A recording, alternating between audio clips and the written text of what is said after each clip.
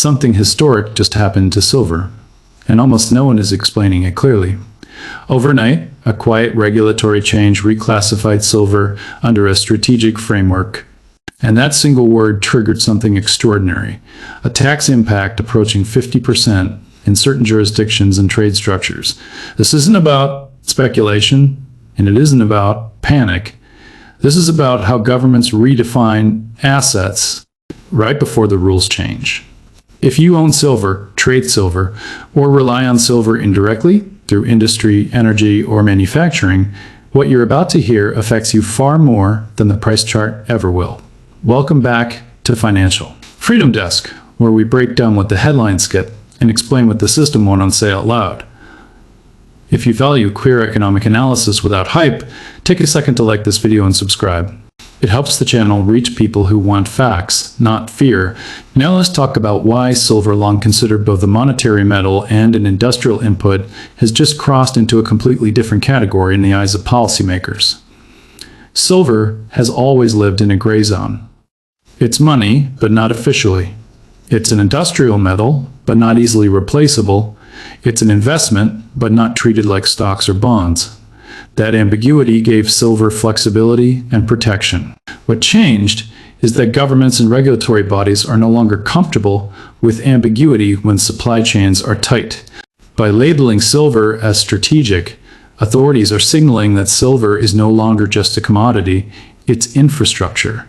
And once something becomes infrastructure, it becomes taxable, controllable, and rationable in ways it never was before. This isn't about revenue alone, it's about behavior control. The number sounds shocking, but it didn't come from nowhere. The 50% impact doesn't always appear as a single visible tax. It often emerges through stacked mechanisms: import duties, windfall taxes, capital controls, VAT adjustments, export restrictions, and compliance costs layered together. When silver crosses borders under a strategic classification, it triggers rules designed for defense materials, energy inputs, or critical minerals. These frameworks assume governments must discourage hoarding, speculation, or capital flight. The fastest way to do that is cost. So instead of banning silver outright, the system makes it expensive to move, expensive to trade, and expensive to profit from, unless you're inside approved channels. Here's the part most investors overlook. Over half of global silver demand is industrial. Solar panels, electronics, medical devices, military hardware, none of these function without silver.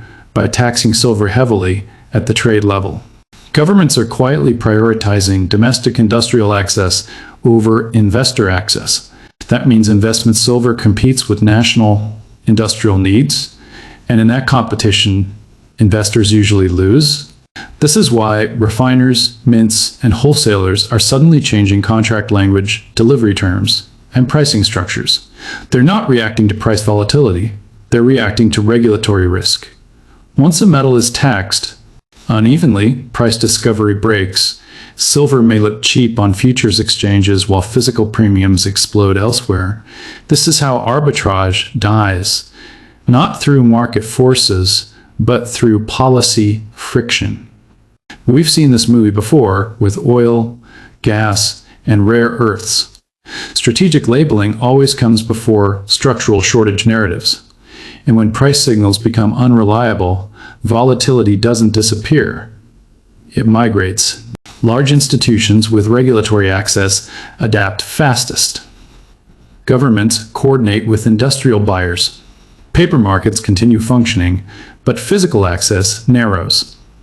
Retail investors face higher costs, longer delays, and reduced liquidity. This is not accidental. By increasing the friction of private ownership, authorities reduce speculative pressure while maintaining supply for preferred sectors. It's subtle, legal, and highly effective. Gold is already controlled.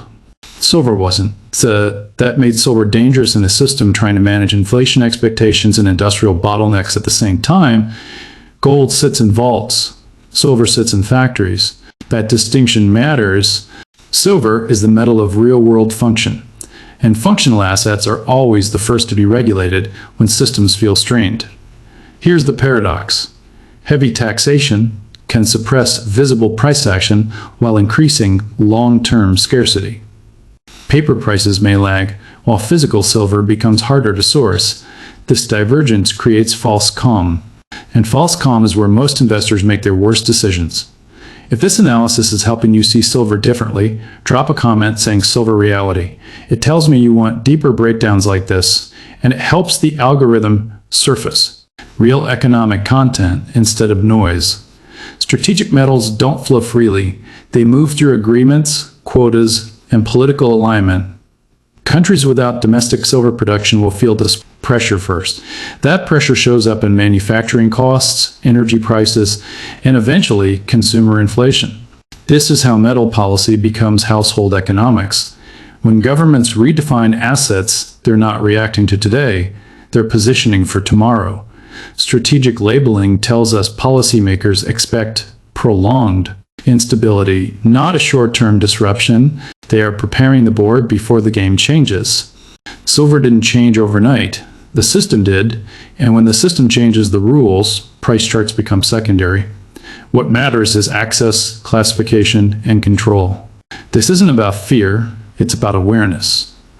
If this breakdown helped you understand what's really happening beneath the headlines, share this video with someone who still thinks silver is just another commodity. And tell me in the comments, do you think strategic metals will become the next major control point in the global economy? This is Financial Freedom Desk. Stay informed, stay ahead,